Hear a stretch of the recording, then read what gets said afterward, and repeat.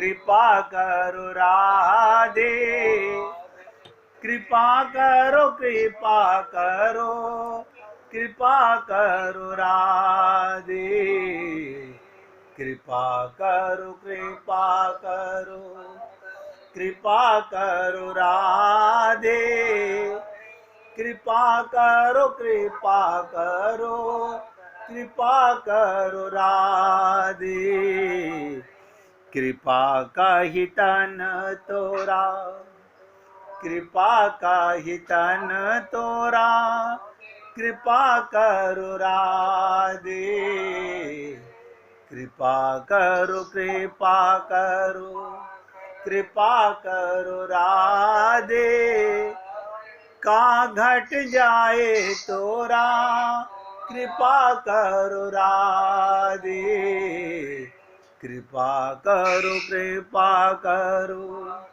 कृपा करो राधे, कृपा करो कृपा करो, कृपा करो राधे। सभी पुण्य आत्मा पूरी ताकत लगा के सुने। ब्रह्म मुहूर्त क्या होता है?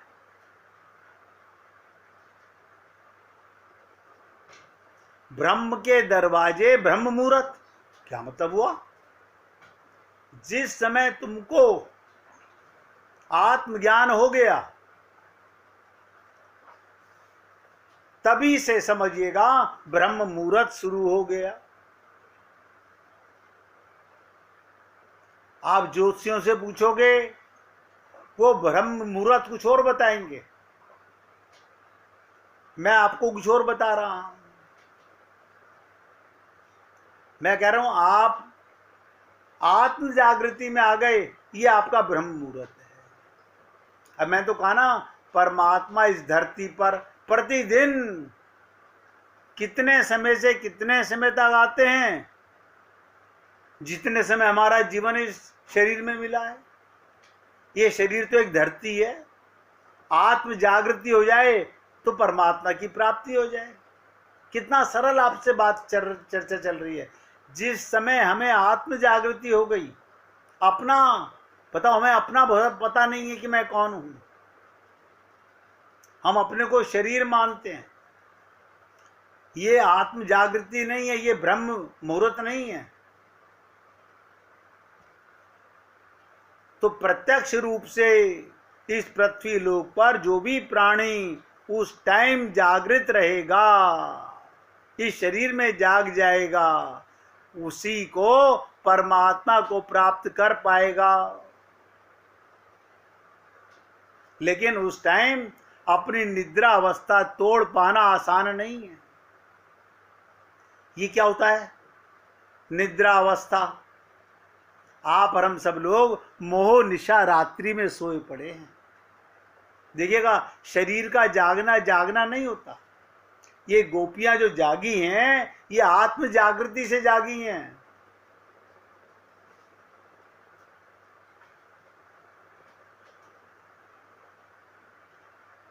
इसलिए मैंने कहा जो भी प्राणी उस टाइम जागृत रहेगा, इस शरीर में भी गुरु के बताने पर भी हमें आत्मज्ञान नहीं हुआ तो परमात्मा को प्राप्त कैसे कर पाएंगे? हम लोग केवल पूजा करके, मंदिर जाकर के मोह निशा रात्रि में पड़े रहते हैं। किसी भक्त ने पूछा था, क्या मोह करना गलत है? मैंने कहा अगर बीमारी समझ आ जाए तो मोह बहुत बड़ा पुण्य है, और अगर बीमारी समझ ना आए तो मोह सबसे बड़ा दुख का कारण है। बोले जी वो कैसे? मैंने कहा समझ लीजिए, रामचरितमानस कहती है कि मोह सकल व्याधिन कर मूला, तिन ते पुनई उपजय भवसूला। शरीर मानकर, अपने को तन मानकर हम जो संसार में, परिवार में मोह करते हैं, वो दुख का कारण है। यही व्याधि है, यही सबसे बड़ा रोग है।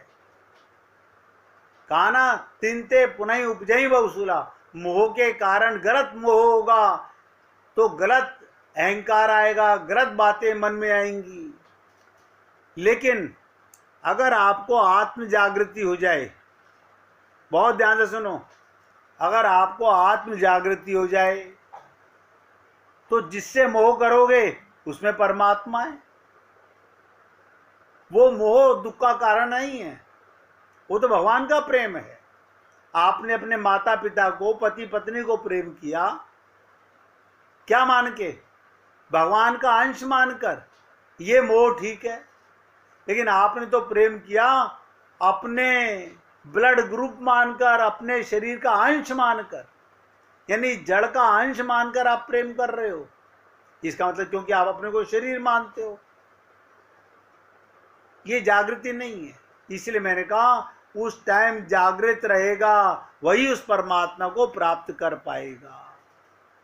इसलिए हे पुण्यात्माओं, ये जागने का समय है, ये सोने का समय नहीं है। हर चीज को गहराई से समझने के बाद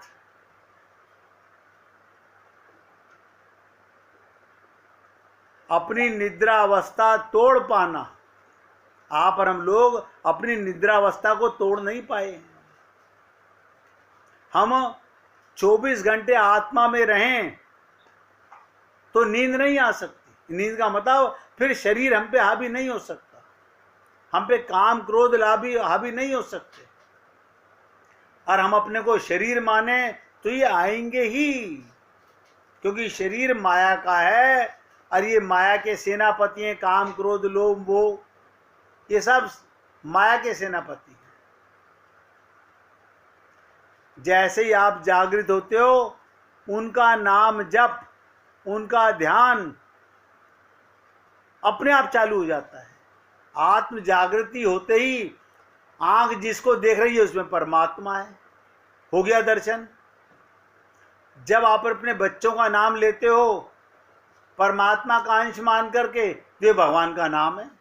कोई राम और कृष्ण भगवान के नाम नहीं है, सारे नाम भगवान के नाम है। इसलिए निद्रा अवस्था तोड़ पाना आसान नहीं होता। इसीलिए महान आत्मा परम पद का अधिकारी बन जाता है। आपका परम पद कैसे होगा? परम पद माने भगवान के लोक में जाना, फिर 84 लोक में ना आना। हमें स्वर्ग भी नहीं जाना, हम तो सीधा प्रेम नगर भगवान के लोक में जाना है। आप राम प्रेमी हैं, साकेत लोक में जाओगे। आप कृष्ण प्रेमी हो, आप गोलोक में जाओगे। आप लक्ष्मी वैकुंठ आदिपति के प्रेमी हो, आप वैकुंठ लोक में जाओगे। आप भगवान शंकर के प्रेमी हो, आप शिव लोक में जाओगे। लेकिन ये सारे ही लोग दिव्य लोक हैं, भगवान के लोक हैं। फिर 84 लाख में आपका आगमन नहीं होगा, केवल आत्म जागृति से। इन गोपियों की जो चर्चा मैं आपसे कर रहा हूं, ये इसलिए कर रहा हूं, ये सब जाग गई आत्मा से। आत्मा परम पद का अधिकारी बन जाता है, जो कई जन्मों के अभ्यास का फलस्वरूप होता है। आप और हम लोग आज सत्संग में जो रोज आते हैं, ये न जाने हमारे कितने जन्मों की तपस्या का फल है। ये हमारे कितने जन्मों की तपस्या का फल है, आप और हम लोग नहीं समझ सकते। हमारे पास कोई लेखा जोखा नहीं है, सब भगवान के पास लेखा जोखा है। इसलिए कहा महान आत्मा का परम पद के अधिकारी हो जाना, जो कई जन्मों के अभ्यास के फलस्वरूप होता है। और दूसरी चीज, उस परमात्मा की असीम कृपा बरसती है। उनकी निद्रा अपने आप उस वक्त टूट जाती है, और जिन जीव पर भगवान की कृपा नहीं होती, वो उस टाइम अपनी निद्रा नहीं तोड़ पाते। क्या मतलब? देखो, लाखों करोड़ों जीव इस शरीर में आते हैं, हाँ आते हैं, लेकिन सब तो भक्ति में नहीं जाग पाते। जा पर कृपा राम की होई, ता पर कृपा करें सभी कोई। ये जागृति है भगवान की कृपा से ही। अब भगवान कृपा कब करते हैं? अब आप कहेंगे जब भगवान ने हमें शरीर दे दिया तो कृपा क्यों नहीं कर रहे? उन्होंने शरीर देना एक कृपा थी, आपका जागना ये दूसरी कृपा है। हमारे अंदर चाह तो पैदा हो। आप देखो, हम लोगों के जीवन में जो संत महात्मा गुरु आते हैं, ये किसी मंडी में नहीं बिकते, ये भी भगवान की कृपा से ही मिलते हैं। हम लोगों को जो रोज सत्संग नसीब होता है, ये भी भगवान के प्रेम का प्रसाद है। इसलिए जिस पर परमात्मा की असीम कृपा बरसती है, उनकी निद्रा शरीर से ऊपर उठ जाते हैं, उनकी निद्रा टूट जाती है, वो अपने को देह नहीं मानते। और जिन जीव पर भगवान की कृपा नहीं होती, वो तहा जीवन अपने को शरीर ही मानते हैं।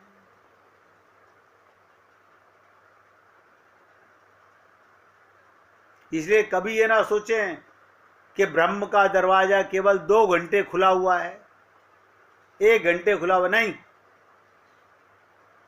आप रात्रि में आत्मज्ञानी हो गया, परमात्मा का दरवाजा उसमें भी खुला हुआ है। परमात्मा कभी नहीं सोता। जब आप सोते हो तो परमात्मा की गोदी में होते हो। इसलिए जिनको अपना निरीक्षण ध्यान से सुनिएगा, हमें अपना निरीक्षण स्वयं करना है। हमें आत्म जागृति, ये आत्म जागृति का क्या मतलब हुआ? जैसे हम 2 ही शरीरों में तो आते हैं, पुस्त्री या तो पुरुष शरीर में या स्त्री शरीर में। ये शरीर है, इस शरीर में एक शरीरी भी है। शरीरी कौन? आत्मा। अगर आप जैसे 24 घंटे अपने को शरीर मानते हो, ये जागृति नहीं है। जागृति है अपने को 24 घंटे आत्मा मानना और शरीर में रहना। निवेदन कर रहा हूं, अच्छा लगे, इसी को निरीक्षण कहते हैं। जागते रहो, क्या मतलब? देखते रहो, मेरे अंदर कोई काम क्रोध लोभ तो नहीं आ रहा है। अगर ये आ रहा है तो तुरंत समझ लो मेरे अंदर शरीर जाग गया है, मैं अपने को शरीर मानने लगा हूं। बार बार अपने आप को, त्रुटि को किसी से कहना नहीं, अपने आप पलटना है। इसी को कहते हैं निरीक्षण करते रहिए। जिस समय आप आत्म जागृति में रहते हो तो परमात्मा में लीन रहते हो। नोट करो। अब बताइए, कोई व्यक्ति अपनी दुकान चला रहा है, कोई दफ्तर में नौकरी कर रहा है, हाँ कर रहा है, शरीर से काम कर रहा है, लेकिन अपने को आत्म जागृति में रहता है। भगवान की दुकान चला रहा हूं, भगवान का काम कर रहा हूं, ये आत्म जागृति है। जैसे ही मैंने कहा मैं अपनी दुकान चला रहा हूं, ये पाप हो गया। इसलिए हे पुण्य आत्माओं, आप और हम सब लोगों को अपना निरीक्षण करते रहना चाहिए। जैसे ही निरीक्षण में आप पारंगत हो गए, आप कामयाब हो जाओगे, फिर आपको कोई नहीं रोक सकता। ब्रह्म गेट नोट करो। परमात्मा की प्राप्ति का समय अगर ज्योतिषियों से पूछोगे तो वो बताएंगे 3 बजे से 5 बजे तक होता है। और किसी संत महात्मा से पूछोगे तो कहेगा 24 घंटे परमात्मा का मुहूर्त होता है। जब जागूं तब सवेरा। जिस समय भी आपको आत्म जागृति हो गई, वही भगवत प्राप्ति का समय है।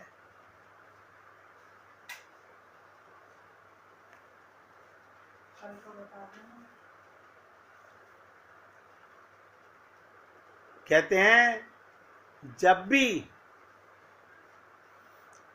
हमें कोई गुरु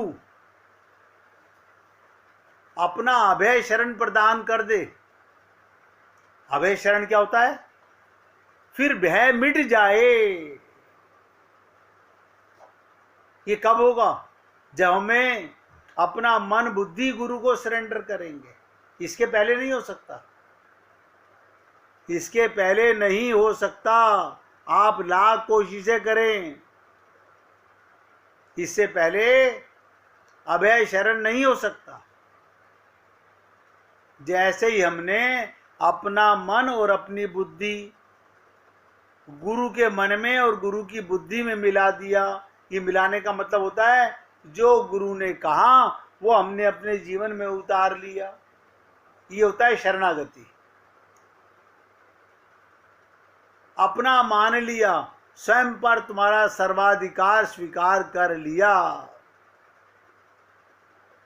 तो क्या ये बात प्रमाणित नहीं करती मैं तुम्हारा वास्तविक? देखिएगा, हमारे गुरु ही हमारे पिता माता बन जाते हैं, क्योंकि आत्मज्ञान जिसे आप लोग गाते हो ना कि गुरु गोविंदो खड़े काके लागऊ पाए, बलहारी जिन आपने गोविंदियो मिलाए।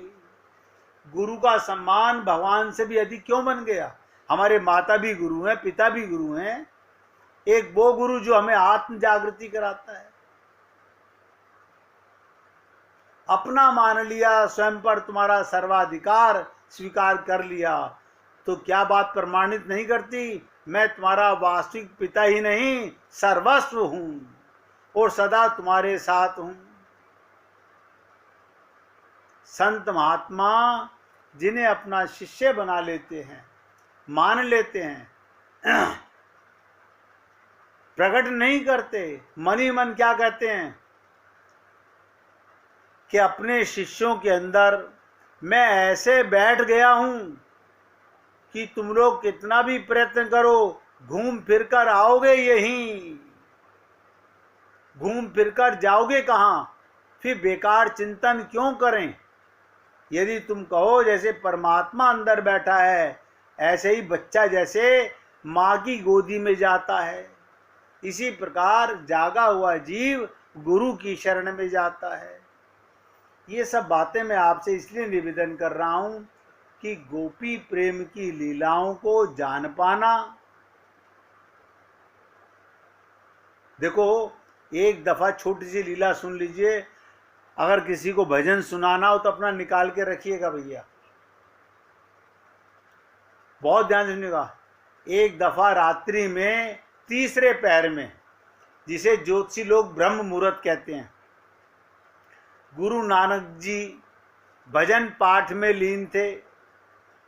यानी नानक देव जी के कमरे के बाहर नानक देव की मां ने दस्तक दी, शरीर की मां ने, और कहा बेटा अब सो भी जाओ, रात करीब करीब खत्म होने वाली है, रात करीब करीब खत्म होने वाली है। नानक देव जी चुप हो गए। तभी रात के अंधेरे में एक पपिये ने जोर से आवाज लगाई, पीहू पीहू। नानक देव जी ने कहा सुनो मां, अभी पपिया भी चुप नहीं हुआ, अपने प्यारे को पुकार कर रहा है, तो मैं कैसे चुप हो जाऊं? इस पपिये से मेरी होड़ लगी है, जब तक ये गाता रहेगा पुकारता रहेगा मैं भी पुकारता रहूंगा। इसका प्यारा तो इसके बहुत पास है, मेरा प्यारा बहुत दूर है। तो क्या कहा नानक जी ने? हे माँ, जन्म जन्मांतर गाता रहूं कि उस तक पहुंच सकूंगा, रात और दिन का हिसाब नहीं रख सकता। नानक देव जी ने फिर से गाना शुरू कर दिया। इसलिए कहते ना, हम जो कि चुटकी भर खांड से अथाह भव सागर को मीठा बनाना चाहते हैं, अपने अनुकूल बनाना चाहते हैं, लेकिन थोड़ी देर भी भगवान का ध्यान करने से हम भगवान को पा सकते हैं। इसलिए आप सबसे निवेदन कर रहा हूँ, भगवत प्राप्ति कभी कठिन नहीं थी, आज भी कठिन नहीं है।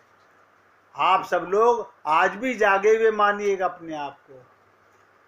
और एक विशेष बात, सत्संग को आज विराम दे रहा हूँ कि कल मैं आपकी सत्संग सेवा नहीं कर पाऊंगा। कल मैं आपसे क्षमा प्रार्थी हूँ, कल सत्संग सेवा नहीं कर पाऊंगा, परसों आपकी सेवा करूंगा। तो कल आप मेरे को क्षमा करेंगे। और अब भाई जी भजन सुनाना चाहती हैं, उनके मुखारविंद से भजन सुनिएगा। सुनाइए भाई जी।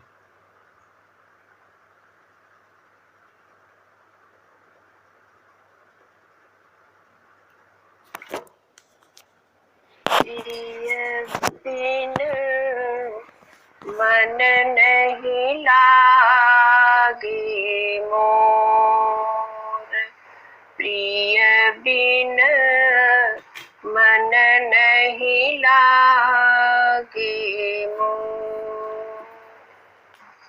इत उत देखत निस दिन बीत्यो, इत उत देखत निस दिन बीत्यो, नैना भय चको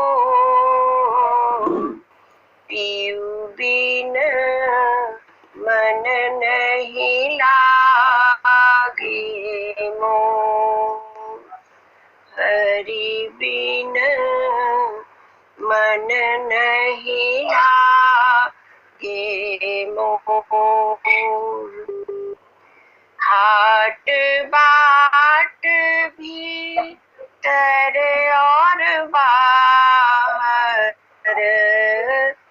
हाट बाट भीतर और बाहर, जित देखो तित सोर, हरि बिन मन नहीं लागे मोर, प्रभु बिन मन नहीं लागे मोर।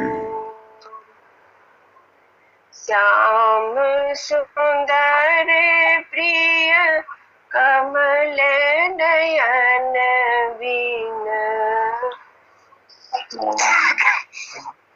श्याम सुंदर प्रिय कमल नयन बिन, सखिया गिराए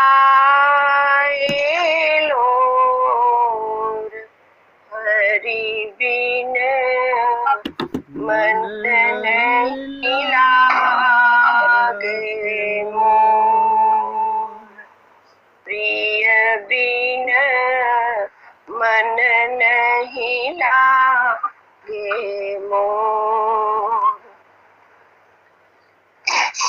हाय कवन विधि कैसे पाऊं, हाय कवन विधि कैसे पाऊं, तुमको ही चित चोर, तुम ही कहो चित चोर, तुम बिन मन नहीं लागे मोर, प्रभु बिन मन नहीं लागे मोर।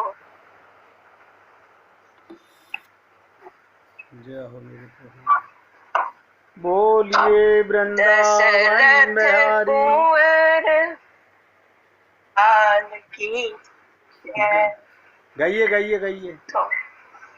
दशरथ कुंवर दया के सागर, दशरथ कुंवर दया के सागर कसक मिटाओ ओ मोर हरि बिन मन नहीं लागे मोर